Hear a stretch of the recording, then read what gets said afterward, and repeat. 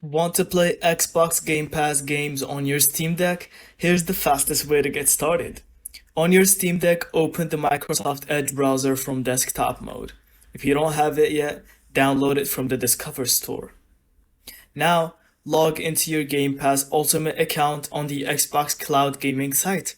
This gives you direct access to cloud-based games, past titles.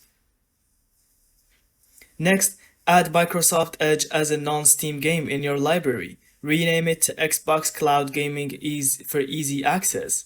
Now, customize the launch options with the string that enables full screen mode and controller support. This makes it feel just like a native app. Now, launch it from the gaming mode. Log in once and you're good to go. From here, you can stream and play your favorite Xbox Game Pass right on your Steam Deck. And that's how you connect Xbox Game Pass to your Steam Deck. Cloud gaming, full controller support, and Game Pass all in your hands.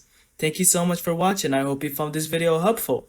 And don't forget to leave us your thoughts in the comments.